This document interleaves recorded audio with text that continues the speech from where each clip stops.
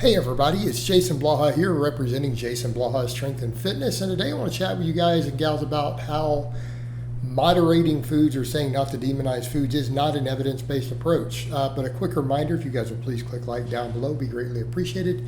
If you're not subscribed or following, please do so, and if you will be kind enough to drop me a comment down below, I would appreciate that so much. Thank you. All right, let's get over to the topic. People get mad at me when I do this. They're like, why are you being orthorexic? I'm not, guys. These foods are not foods, and I've been saying this a long time. A bunch of refined garbage that's engineered to be hyperpalatable and addictive is not food. It's junk, okay? It's poison. We should be eating whole foods for the most part. And I'm not even saying an occasional cheat meal is a big deal, but it shouldn't even really be a weekly thing. Not the real junk food.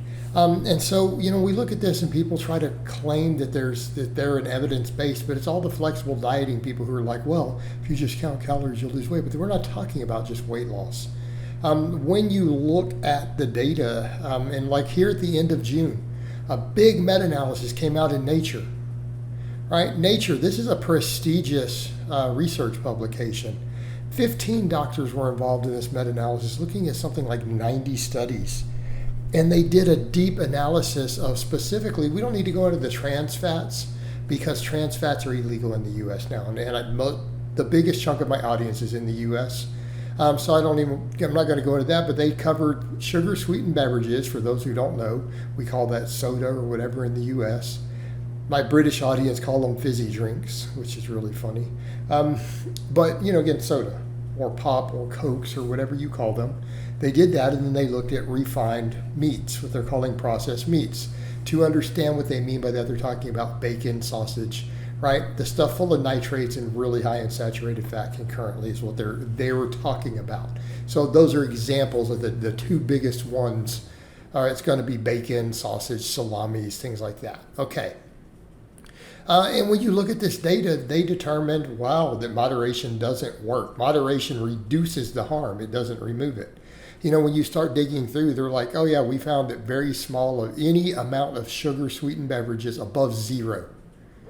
Okay, so above 0 would mean any per week or every 2 weeks. So in theory, because it's hard to pin down, they're like, we notice anything above 0, a minimum. So 1 a week would put you there, right? One soda a week. One sugar sweetened beverage said what it seemed to have a minimum, because it scales with amount, a minimum. So any amount above 0 had a minimum increase of 8% in diabetes rates and a 3% increase in, cardiovascular disease. So basically they're telling you that if you have one soda per week, your risk of diabetes goes up 8%, cardiovascular disease 3%. This isn't 0.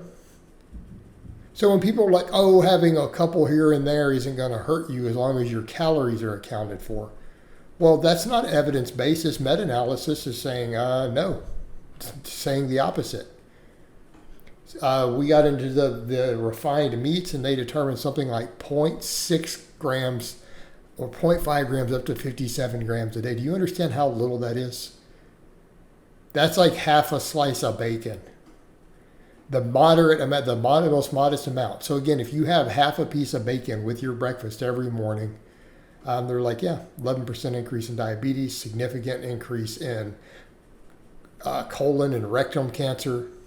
Okay, like significant amounts from eating half a piece of bacon in the morning every morning. This is extreme moderation. So these people who are like, oh, you can work a little bit in. This is what the data is showing. This is evidence.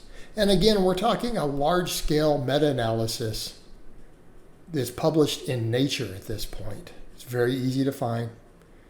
People are like, why don't you link studies? I don't, because I got a strike for it years ago. I will never link another study under my videos, and I don't care. I don't care if people want me to. You can go find it yourself. If you actually cared about this topic, you probably already have read this. It's pretty wide-scale news.